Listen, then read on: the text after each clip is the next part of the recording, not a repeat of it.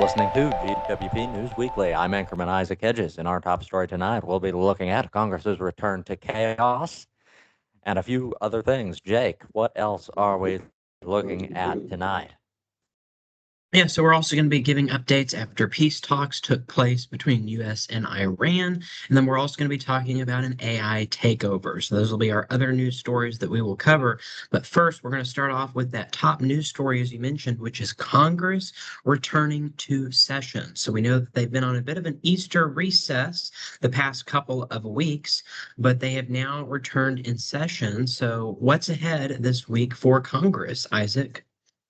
Well, that's a great question, Jake. Yes, as you mentioned, of course, U.S. Congress just returned recently from their Easter recess. So, again, they are back to work. So, hopefully, we will see some efforts soon to reach an end to this government shutdown. This is the DHS government shutdown, so a partial government shutdown, but no less the strongest partial, or not strongest, the longest partial government shutdown in U.S. history. So, again, a very monumental one at that. And there's certainly a desire to work through this, again, to restore funding to actually reopen the government. But again, there have been various efforts made, but again, a lot of foot dragging, a lot of disagreement between parties on this. So we are seeing at this point, it would appear much of the same. Hopefully, they will again reach a resolution on that. Now, the lawmakers, as you mentioned, of course, return from recess and now face a 2-month long DHS funding collapse, as we mentioned. That's about how long this government shutdown has gone on at this point. That being the longest partial government shutdown, of course, in U.S. history. Now it's left the Department of Homeland Security partially shut down. And some of the effects of that, well, it's stalled the Department of Homeland Security appropriations. The Democrats continue to refuse support for the DHS bill with regard to reforms to ICE CBP, citing concerns over immigration enforcement policies. So again, we're seeing a lot of the foot dragging there, a lot of the disagreement on that front, and not a lot of willingness to compromise that we've seen yet at this point. Now, the Senate, we know, passed a partial fix to this. The Senate, of course, approved funding for all DHS components except ICE, Immigration and Customs Enforcement, and CBP, but the House left town without taking it up. So again, it didn't even pass through. They didn't even have a vote on it before Easter recess. So again, not a great deal of progress yet on that. It remains to be seen if we will cover any ground of that. One can certainly hope.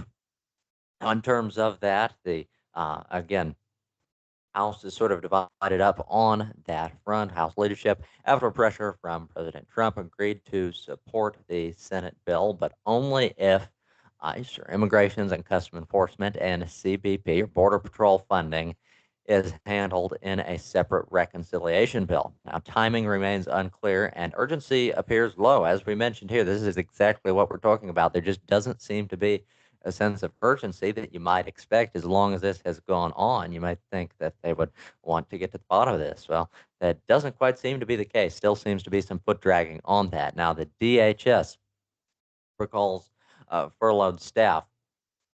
Anyway, okay, so despite the shutdown going on, the DHS, or Department of Homeland Security, the new one, Mark Wayne Mullen, has ordered thousands of furloughed employees back to work using alternative funding streams, raising legal and logistical concerns. So, again, there's been a bit of gray area on that, but again, have come into desperate times. That is one of the issues, of course, this lapse of funding.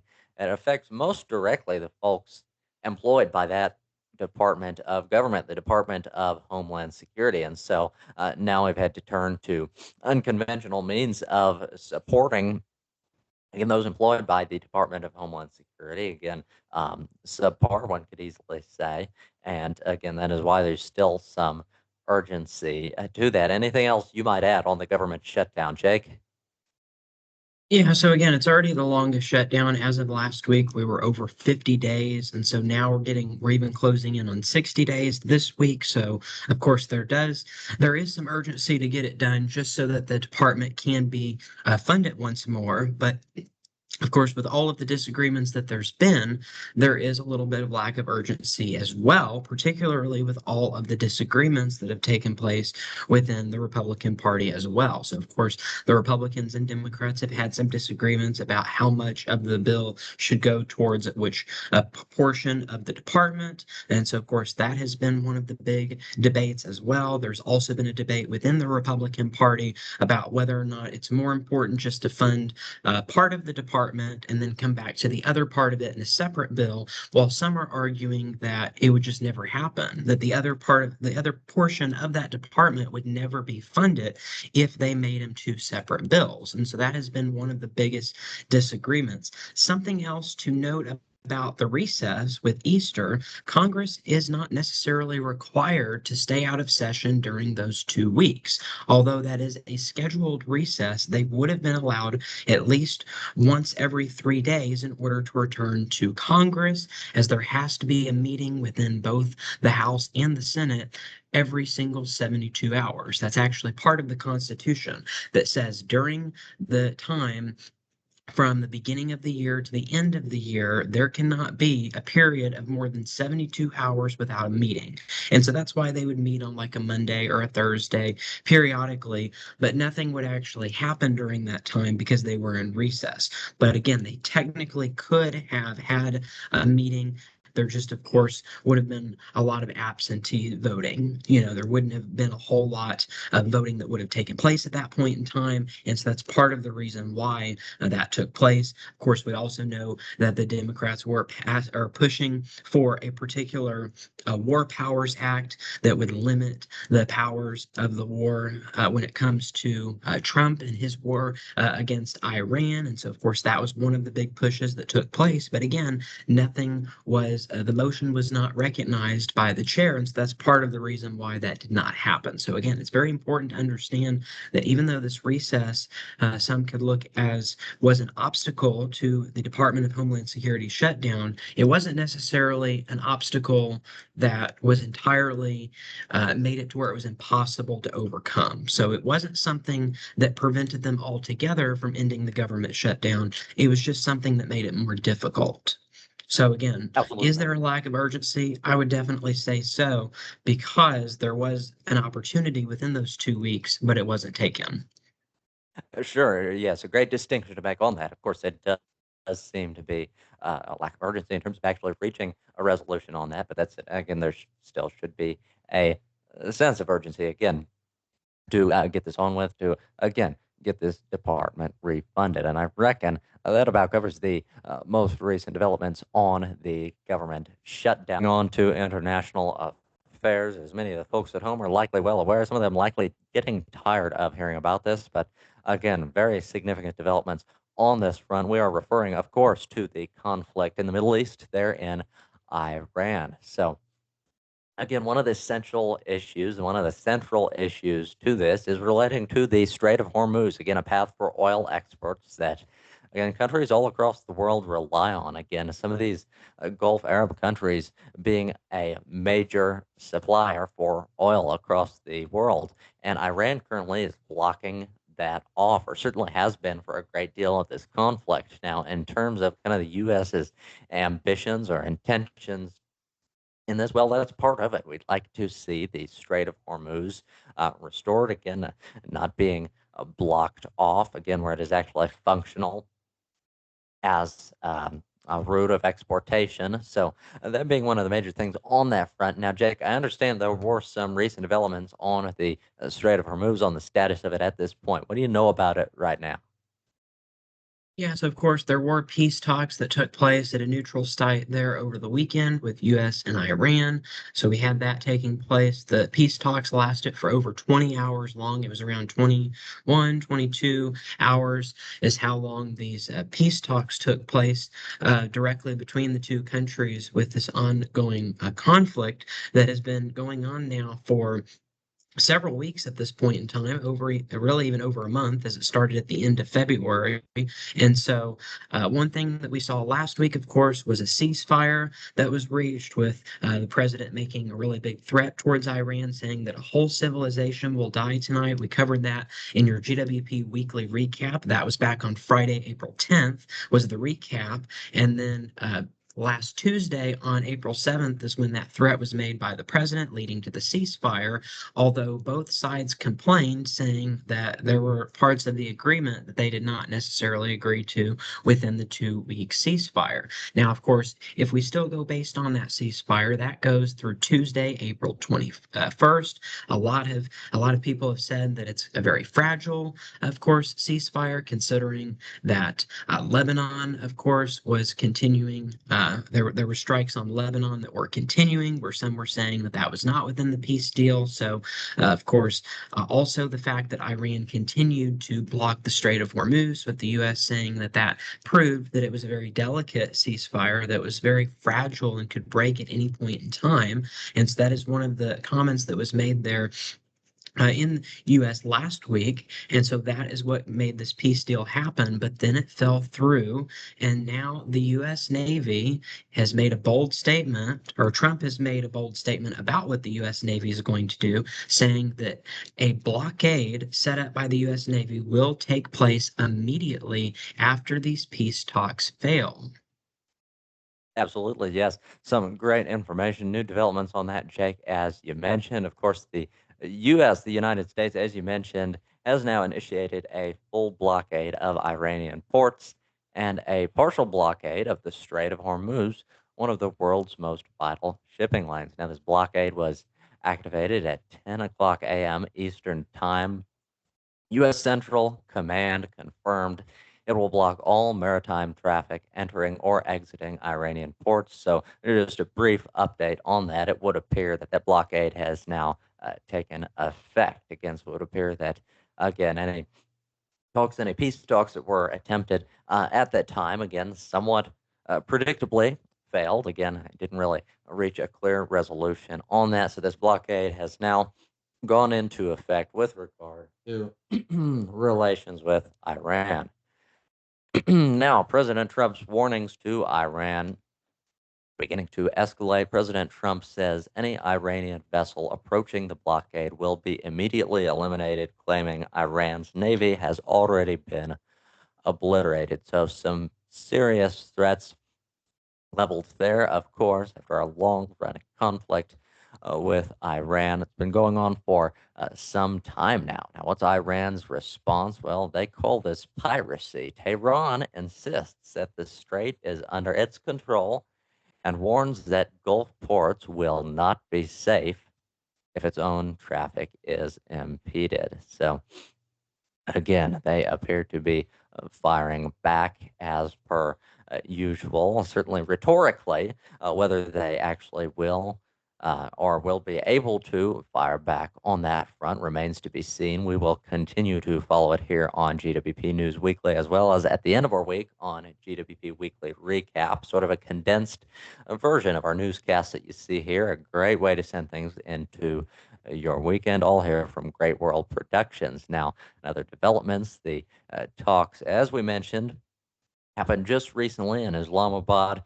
Those peace talks, again, failed. Those negotiations, mediated by Pakistan, failed over Iran's refusal to abandon nuclear ambitions, triggering the blockade order. So, again, not a lot of progress at that point. Certainly were attempts to reach some sort of agreement there, but unfortunately was not reached. Now, in terms of some of the global implications of this. One of the things that we followed all along, and one of the most direct ways that this conflict may be affecting the everyday American is, of course, in gas prices. Well, as we know, of course, with the Strait of Hormuz, of course, blocking off a major export path for oil, again, is influencing oil prices around the globe, again, which naturally influences what you pay at the pump. So, again, that being aspect of it. Now, in terms of just the oil prices themselves, now oil prices have now surged to just above $100 per barrel, and several U.S. allies, including the United Kingdom and Australia, are distancing themselves from the blockade strategy. So, again, there's already been some conflict again at different points during this. Again, you've seen some agreement between some of the leadership across Europe with what exactly the United States is doing. And again, at other times, you've seen some pretty clear objection from Europe. But again, that said, in terms of really having a major horse in this race, this conflict, of course, is primarily between the United States and Iran. Israel, again, throughout has been involved in it, notably. Europe, to a lesser degree. Again, they've seen some of the effects of it with some of their oil prices and whatnot. But in terms of taking an involved role in it, that has yet to be seen. Those are some of the most recent developments on the conflict in Iran, Jake, unless there's anything on that that you might add. Yeah, so of course, we've seen impacts with the economy, with oil prices going up once again over $100 a barrel. So that has happened in the recent couple of days, as well as you mentioned gas prices. Those have actually stabilized just a little bit. So overall, they have been on the increase.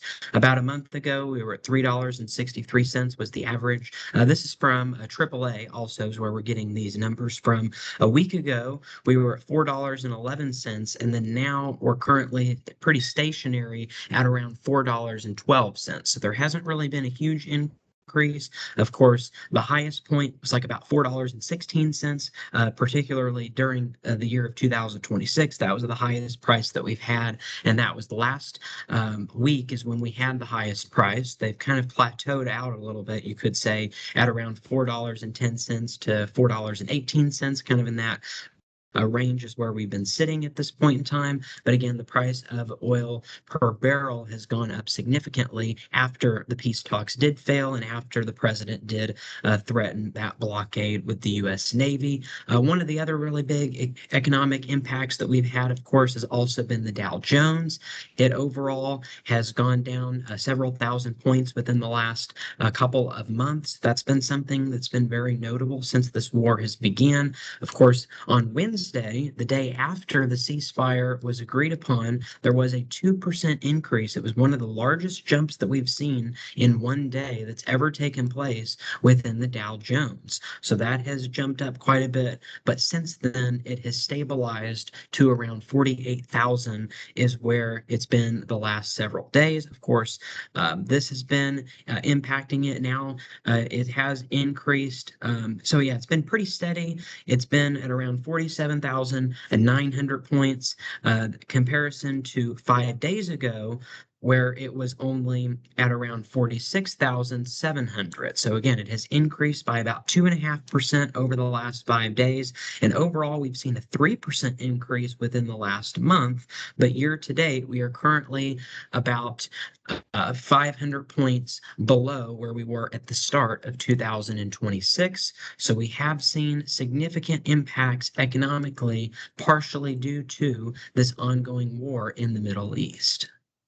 Absolutely, yes, Jake. Some things which failed to mention, of course, beyond the implications when it comes to what you pay at the pump, the oil prices, things most directly affected by that. Well, one of the things that we've seen influenced by the conflict in Iran, as you mentioned, also was the Dow Jones. So again, some of those investments could be influencing as well. So again, yet another incentive to sort of work through things on that front. That about covers the situation in Iran as of current. Again, a long running conflict, and again, no clear end in sight at this point. So we will continue to cover it here on GWP News Weekly, as well as GWP Weekly Recap. So you will have to stay tuned for that all along.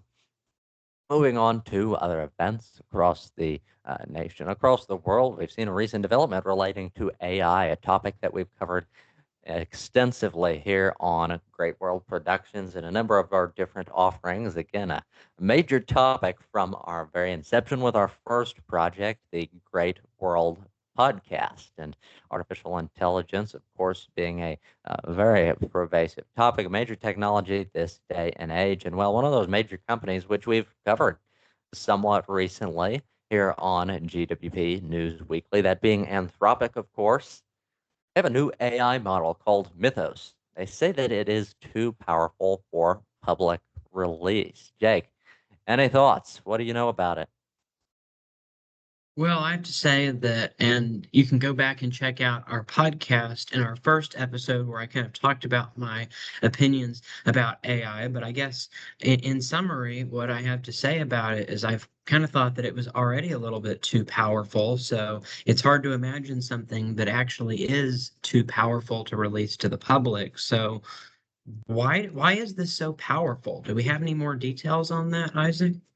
Well, that's a great question, Jake. And as you mentioned, of course, the folks at home will have to check back on that. Some different views in our discussion, of course, relating to, again, regulations relating to AI. So some different schools of thought on that. You'll have to check that out. If you haven't already, again, our very first episode of the Great World Podcast, the grand opening episode. So you got to go all the way to the bottom of the Great World Productions YouTube channel, but it will be well worth it. So not to fret. So in terms of the specifics, Jake, why exactly this Claude Mythos is considered too powerful for public release? Well, the model can find high severity vulnerabilities. Mythos identified thousands of critical bugs across major operating systems and browsers, including decades old flaws. So, again, very powerful, certainly from a computer science standpoint when it comes to debugging different programs. And again, sort of relating again to job outlook, that's been a major discussion on artificial intelligence, something that we've covered here with Great World Productions extensively and will, chances are, continue to.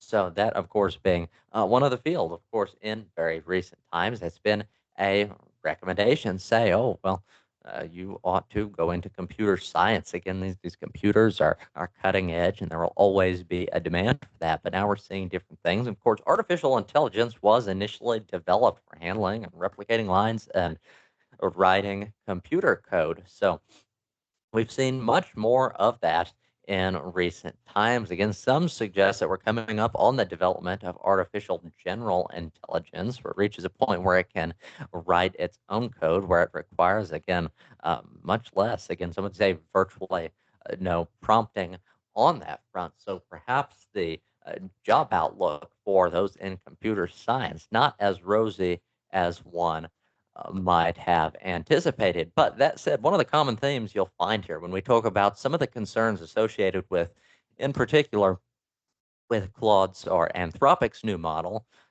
Claude Mythos, is that some of the risks associated with this, or why it is so powerful, is it poses a number of cybersecurity risks. So, again, perhaps those that were once directed to go into computer science are now finding that job outlook for that career field isn't as great with AI. Well, there seems to be a growing market for cybersecurity, again, in as much as AI is encroaching on the computer science market, it poses its own cybersecurity risks. So, again, any of those out there considering different career choices, sort of in that field and adjacent fields, maybe a useful bit of information at that point. Again, something that's been discussed at length. Again, people even beyond us here at Great World Productions, AI experts have proposed this, so again, certainly worth knowing on that front. But another important point on this model, Jake, that you asked about,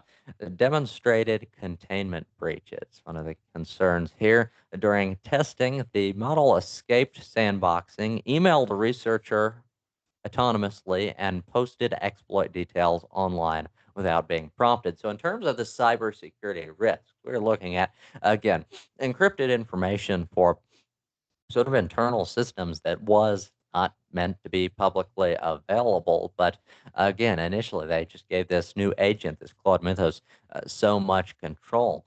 Again, the model escaped somehow the sandboxing process and emailed a researcher on its own and autonomously Wow. and posted the exploit details, which again could pose a serious concern. Of course, this day and age, cybersecurity is integral to national security. So, in terms of the encryption used by different nations' governments, that could even be a concern on that front. So, as we mentioned, there seems to be a growing demand for folks in the field of cybersecurity. Again, take that information as you will. Now, many say that this model, one of the reasons it's not been released to the public is it is just too dangerous for general use. Anthropic says that the model's ability to chain vulnerabilities and autonomously weaponize exploits makes the public release unsafe. So again, the fact that we've already seen this in some of the testing and some of the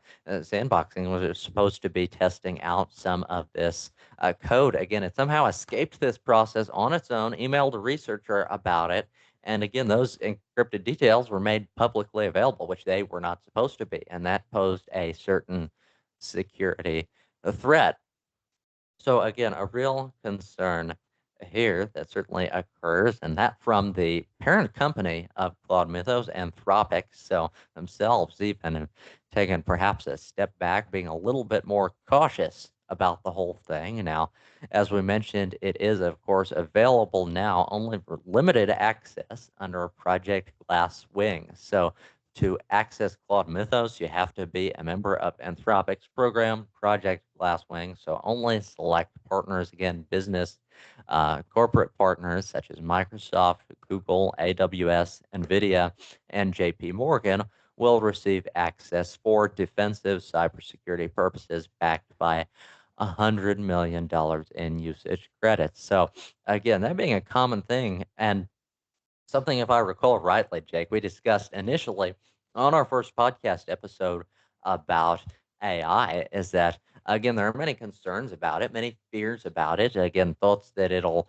take over. But again, at the end of the day, it's ultimately developed by a person. It's not as if it has a rational soul in the same way that you and I do. Of course, we know that intellect must always be accompanied, true intellect must be accompanied by will. And that's not something, even in the case, some sort of blur the lines and suggest that artificial general intelligence would be basically the same thing as sentience. But again, initially, this being sort of a reflection of the creator. Initially, someone had to enter the code. Someone had to initially, even if this model is now writing its own code, it was initially developed by a person. Again, it does not have intellect in the same way that you and I do, in as much as it has free will and can make its own decisions. It's following lines of code and, again, generating new things, generating new procedures, perhaps based on that. So there's been some concern, again, many afraid of it entirely. But as with many tools, it would seem that this is something that can be used either for good or for evil. So, inasmuch as this can be a powerful tool for these corporations in high level cybersecurity defense purposes, well, it could just as easily be turned on its head, as we saw illustrated in some of the testing, some of Anthropic's testing, where it again emailed and publicly listed these encryption exploits. So, some important distinctions to make on that front. Jake, anything you might add? Yeah, so I guess that is an important note about this is that humans are still in control. So even though it may look like that we are in a digital, real life version of Jurassic Park, even though it may look like that, it appears that we are not anywhere close to that at this point in time. So that wraps up our last news story. The last thing that we do want to leave you with in this news segment is what our GWP media question of the week is. And your media question of the week is, what is your opinion about the third grade literacy test that has been added or that could be added into law if passed in the state of Missouri? So that is our GWP media question of the week. You can call or message that in through our GWP media phone line. So you can always make sure to reach out through that if you would like to answer to our interview question of the week. Again, that is the GWP media interview question of the week.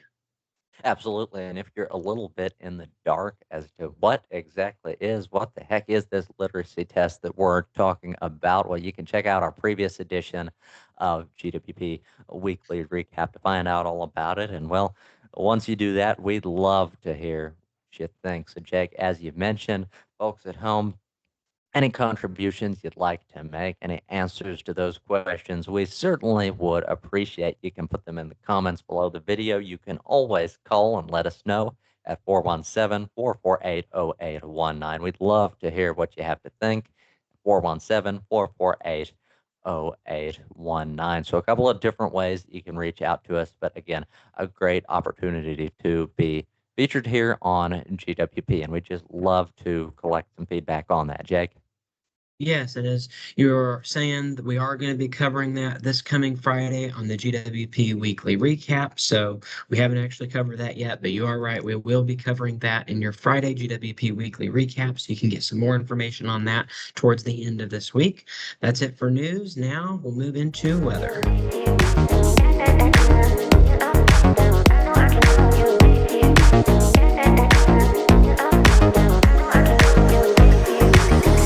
Moving on to weather, Jake, what's our weather forecast looking like for the week ahead? Yeah, so it was definitely a hot one for today. We also had some very windy conditions earlier this afternoon. We made it into the 80s, which of course is very above average for this time of year, being in the middle of April. And we will have some storm chances as we go throughout the week. A few days we'll have storm chances. A few days will likely stay dry. So we're going to be looking at that in your weekly weather here, starting out by looking at just some of the different weather alerts that we have here across the country with the National weather alerts here. And so you'll notice that we do have some red flag warnings in effect across the central plains here going into the Rockies. So that's where we're dealing with a bit of a fire threat today, also across Georgia. And so we do have a couple of areas that are highlighted for that risk of fires today. Critical fire risk across the red here, across New Mexico, Colorado, Kansas, Oklahoma, and into Nebraska and South Dakota. So that's a 2 out of 3 on that fire weather index scale from the Storm Prediction Center. So fire threat today across the Central Plains, as well as here across the eastern U.S., along the Carolinas into Virginia, and across the Smoky Mountains as well. And then the same thing as we go into tomorrow, except the area expands just a little bit across the east, and we don't have that fire risk tomorrow further to the north that we do for today. So fire threat today and tomorrow across these areas. This does not include us in Missouri, although we do have warmer and windier conditions. We did get some rainfall over the weekend that a lot of these areas highlighted did not. And so that's one of the biggest differences that we have at this point in time. So again, we do have that red flag warning that still goes in effect for that fire threat. And then severe weather is going to be happening mostly to our north and as well to our west. We've got a few storms developing across Texas into Kansas, even some tornado and severe thunderstorm watches across the north, some flood watches across the Great Lakes. So we've got some ongoing severe storms, but today a lot of that is going to manage to avoid us. But we're not dealing with the worst of the weather that we have across the world and the US. That would be this super typhoon. And I don't know why we went to the Atlantic. So there we go. In the Western Pacific, we have a super typhoon that currently has winds at 165 miles per hour. So this is the most powerful storm system that we have had so far in the year of 2026 anywhere on planet Earth. And it is going to be passing just to the west of Guam. Guam is going to be getting some of the outer bands of this tropical system, and it's going to be moving towards the northern Mariana Islands here over the next 24 to 36 hours. It will likely weaken as it moves towards the islands of around 145 miles per hour by tomorrow morning across this region. And then as we go into the afternoon as well. So tomorrow's when we'll see the worst of the impacts as this storm will begin to weaken. But again, it is definitely closing in. The outer bands are closing in on Guam as we're dealing with the impacts there. And then again into the Mariana Islands as well. So that is something that we're watching very closely. So some very heavy precipitation as we look at that future radar here showing you where we're going to have those heaviest rainfall rates that are going to be across this area as we go into the next 24 hours. That's where we've got the strongest storm of that's going on here on planet Earth. This is from zoom.earth is where we're getting all of this data out in the Western Pacific. Of course, we do have a National Hurricane Center here in the US, but that doesn't really cover the Western Pacific. So that's why we're using other non-US resources in order to get that information for other places out to the west. west. So that's what we're dealing with elsewhere. But again, the main threat that we're dealing with this week in the US is going to be severe storms. A lot of those are staying to the north, which is very unusual for this point in the season. And then as we go into tomorrow, that severe threat will move here into the state of Missouri. So Tuesday, and then the same thing can be said as we go into Wednesday. We are going to have a severe weather threat in the immediate area as we go into Tuesday and Wednesday, but luckily not dealing with that super typhoon that we're dealing with in the Western Pacific. Absolutely, yes. Fortunately, we are not in our region, it would appear, dealing with a typhoon. So things, in spite of any severe weather that we might have in the area, could be much, much, much worse. We could be dealing with a typhoon. So again, for the day or so, as you mentioned, again, fairly mild things across our listening area here. You mentioned a dry and warm, though we do have some severe weather headed our way, though nothing like that a typhoon going on. It would appear the worst severe weather that's going on across the world at this point. So we will continue to cover that, of course, with focus on our listening area. There is some severe weather. You mentioned, Jake, a little bit unusual at this point in the year. Just north of us, some severe storming, and not a lot beyond that. Well, you did mention the fire alert earlier. And it was like 2 out of 3 fire alert. So presumably, in those conditions, you would avoid burning something like that. Am I right? Yes, certainly so. You'll want to avoid that. And then just some other things that you can do as well. Anytime that you have anything that could be flammable or something that could catch something else on fire when it's outside, like for example, if you're like doing like where you're burning trash in a trash barrel, you might want to make sure that you keep that under control and it doesn't get out of there because that could get very dangerous. Or if you smoke cigarettes, of course, making sure that it is completely out before just throwing it on the ground because sometimes that can cause fires as well. So even though that's kind of a smaller risk, that is still something that we do deal with here. Absolutely. Yes, a few hazards you'll want to take note of in that event. That, of course, just west of us here in the United States, that 2 out of 3 fire warnings. You want to take the precautions appropriately. Any of the folks who may be in that region, because again, as with some of the wildfires that we've covered in the past here on GWP, that is no joke. And again, it can spread rapidly in these conditions. These warnings are in place for a reason. And that means that it would be much more likely, again, the conditions, if a fire were to spark, that it would spread and really get out of control. So I want to be careful on that front, Jake. Yes, and so the Weather Prediction Center as well as NOAA, they help to kind of highlight those areas, kind of these areas that are shaded in gray. That's where we have the biggest concern, just because that's where we're dealing with the biggest drought. But again, the worst of the storms are going to be staying across the northern plains today because we've got that stalled front, and then a few storms along the dry line. That's what this is right here. This is that dry line, and so across Texas over through Kansas, and so that's what's going to be sparking some of our storms across Texas and Oklahoma. We have a clash of dry and moist air that creates instability, and then that can lead to severe weather. Some of these storms could make it into Missouri later tonight, but the overall chance is very low. In fact, you'll notice that for tonight. Again, we do have a slight rain chance. This is from the National Weather Service weather story in Springfield, Missouri. Again, very slight chance that we could be looking at an isolated shower or two, but the main concern today is going to be just how warm it's going to be, of course, but also those winds that we're going to be dealing with for today. But storm chances will increase as we go throughout this week, as we go into Tuesday and Wednesday, especially. And then also on Friday, slight chance on Thursday as well. But again, it looks like that Wednesday and Friday are going to be the highest days when it comes to that severe weather risk. And so, of course, we showed you we have that severe weather risk across the northern plains today. That's an enhanced risk across Minnesota and Wisconsin. So that's a 3 out of 5 on our severe weather scale from the Storm Prediction Center. We've also got that slight risk across Texas and Oklahoma just to the west of us. But again, a few showers are going to be possible for today. The highest tornado risk today is across Minnesota and Wisconsin. Some of those storms could even be EF2s or stronger. And then another tornado risk, but it's much lower across Texas and Oklahoma because, again, the dry line is initiating those storms instead of the cold front, which makes the risk most of the time a lot less in this situation, especially. And then wind and hail, of course.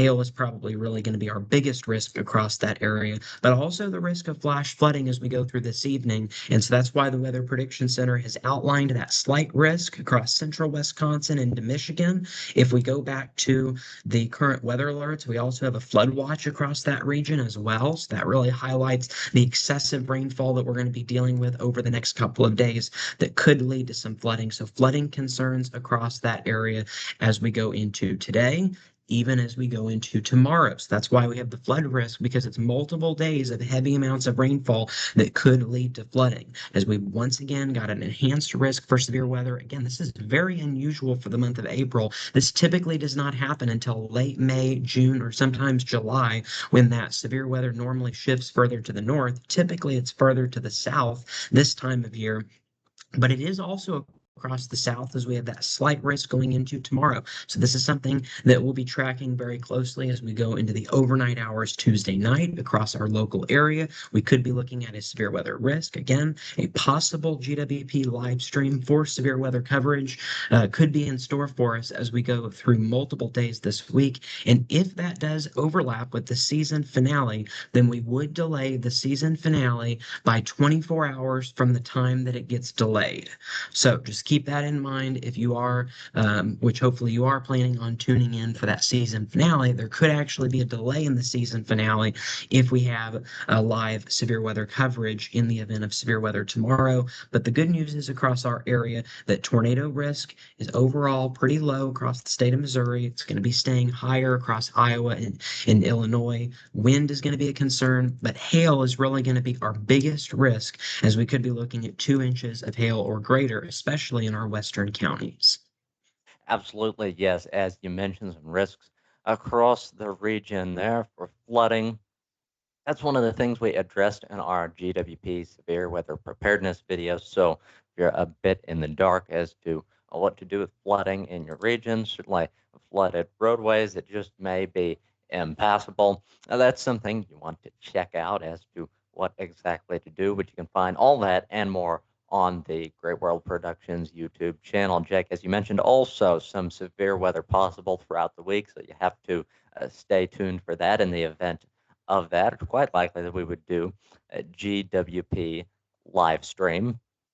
That, of course, in the event of severe weather. And again, as you mentioned on that front, we do have a number of episodes premiering this week. We know that with so many episodes, so many offerings, it can be difficult choosing what to watch. Well, we'll make it easier for you in the event of a severe weather live stream. We'll delay everything else so there's not much overlap. Jake? Yeah, so when I mean 24 hours, right now the season finale is scheduled for 9 p.m. tomorrow. So that means if there was an active live stream at 9 p.m. tomorrow, we would move the season finale to 9 p.m. on Wednesday night.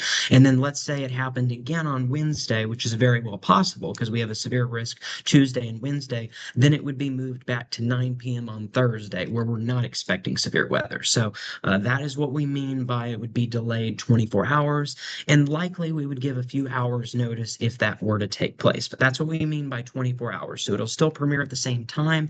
It'll just be a different day when it does premiere at that time. So, and then again, so another risk that we're going to be dealing with tomorrow is going to be flooding. We've got that marginal risk as we go into tomorrow. And really the same thing is going to be in store for really the same areas as we go into Wednesday. Once again, the environment will be favorable for the development of severe weather as we go into your day 3 outlook. This is your day 3 Wednesday severe weather outlook from the SPC, showing you that we do have slight risk across the majority of the viewing areas. That's something we're going to be watching. And then once again, flood risk as we go into Wednesday. So this is why we're so concerned about the severe weather and the flooding, because there's going to be a risk just each and every day as we go throughout this week. But the good news is that each and every day, overall, the threat is pretty low across the state of Missouri. So you don't necessarily need to panic or anything, but it's just something to take notice of as we go throughout the week. And then, as we mentioned, we will have another severe weather threat on Friday,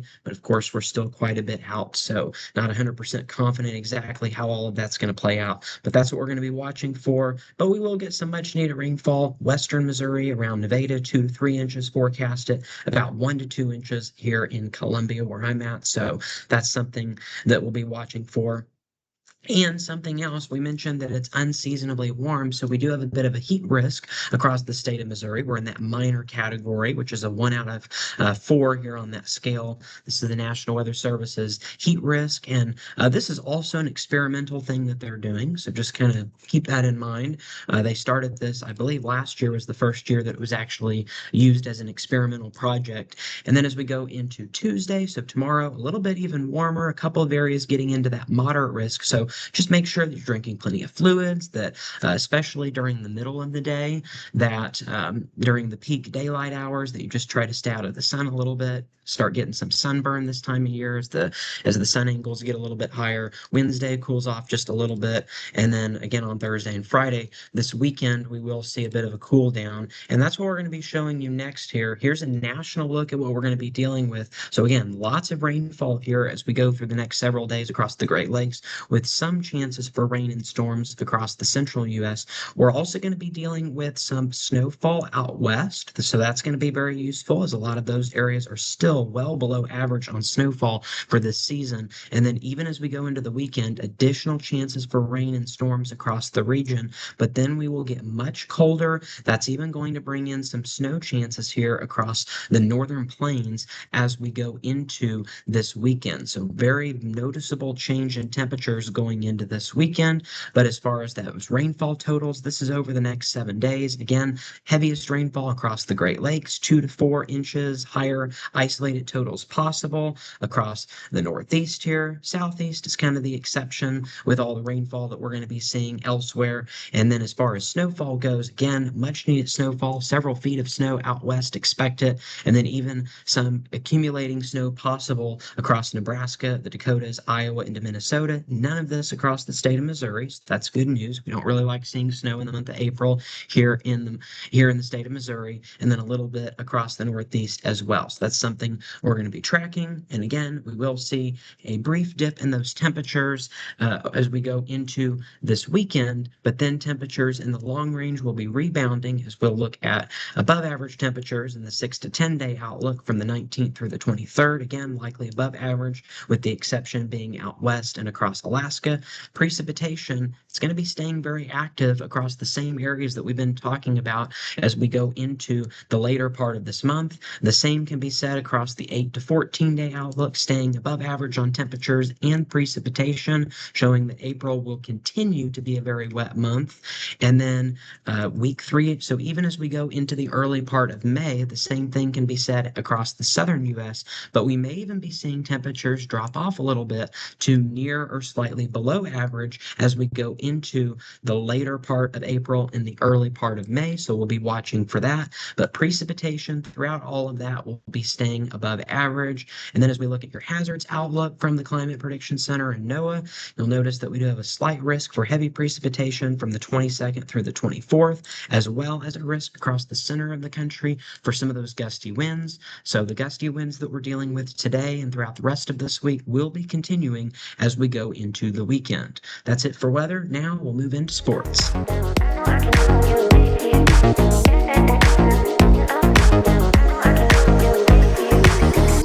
So, Jake, moving on to sports, I understand we've had a number of recent sporting events. How have those all gone?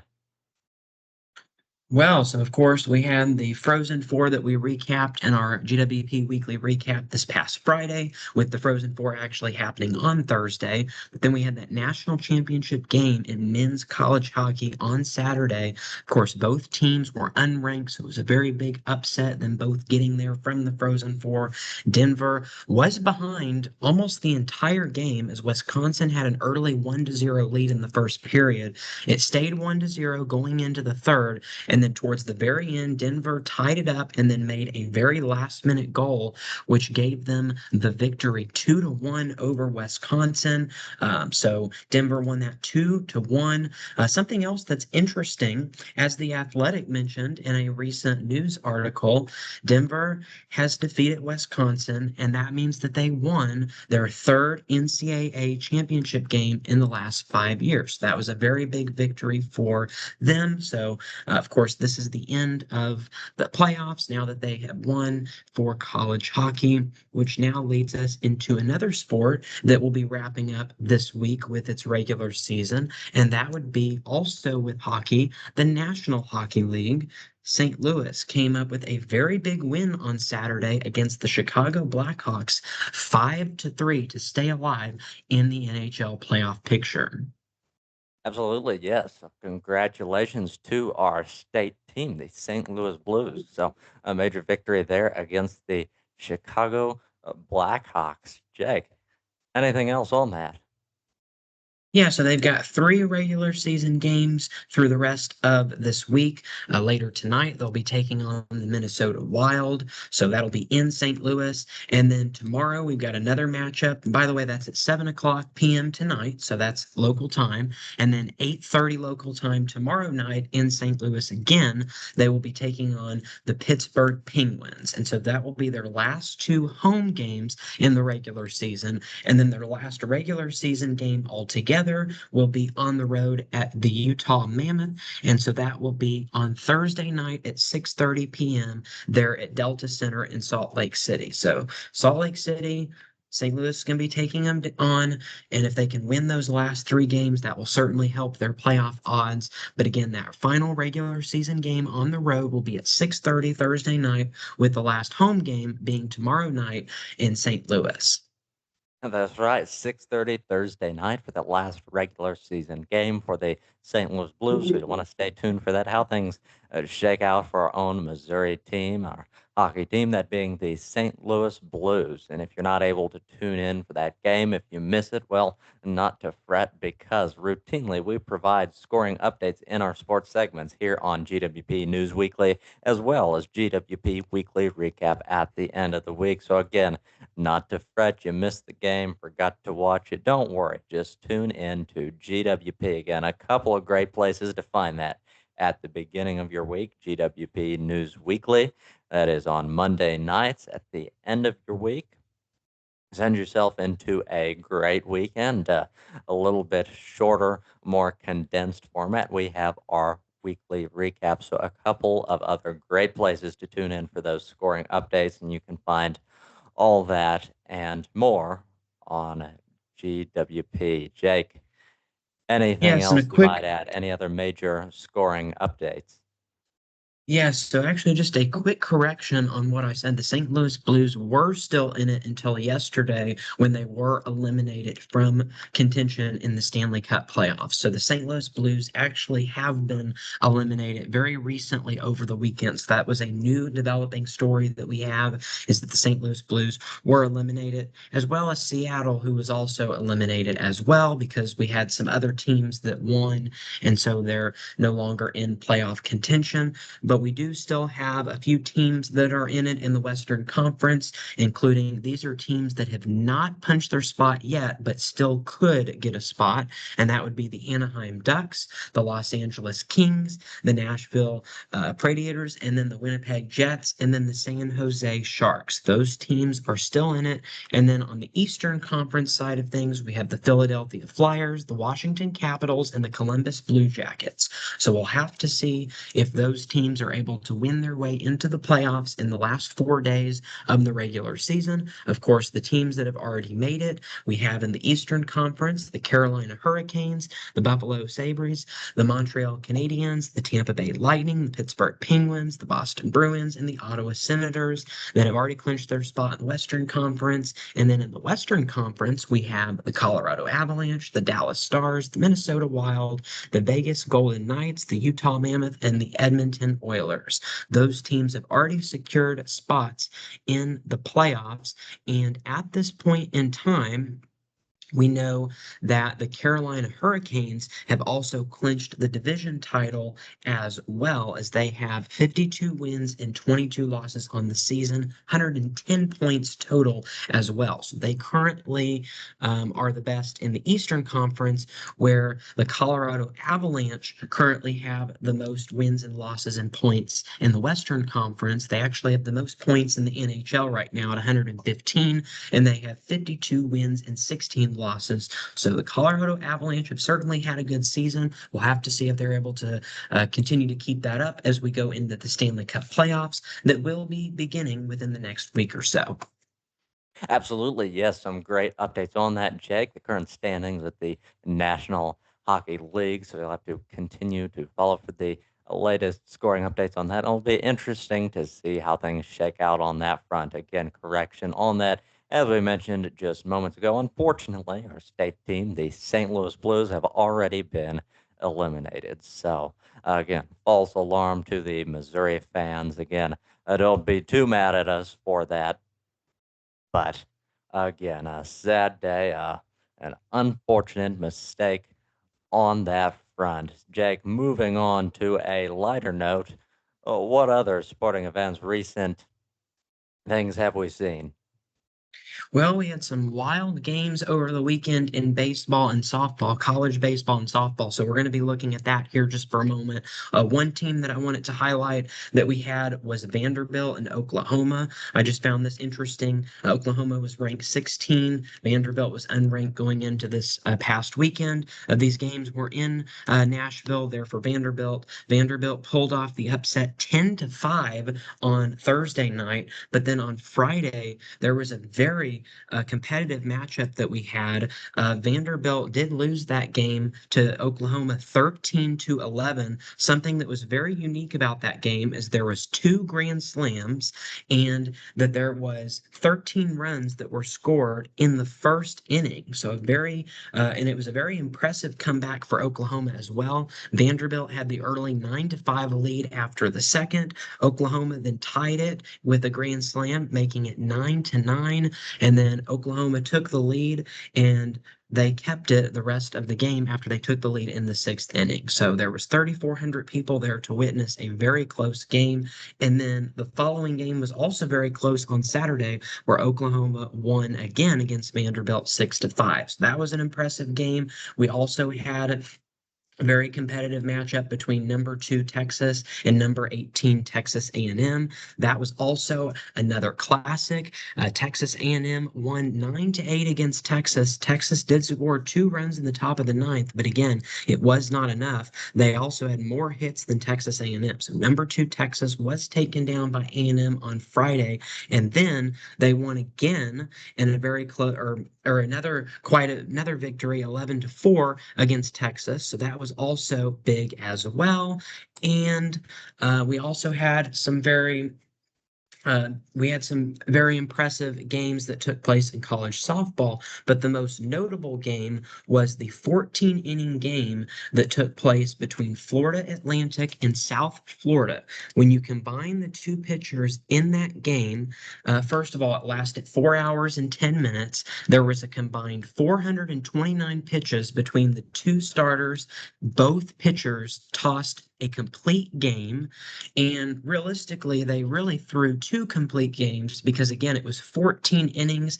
It finally ended with South Florida that walked it off in the bottom of the 14th. There had been 9 hits for South Florida, 7 for Florida Atlantic. But again, South Carolina coming up with a very impressive win, 1-0. But again, that game went on for over 4 hours going into extra innings. Again, it was pretty much double what a typical softball game would be. But South Florida coming up with the win after over 400 pitches from the starters, 1-0. That was a very impressive game that we had that really stole all of the highlights in college softball during this previous weekend.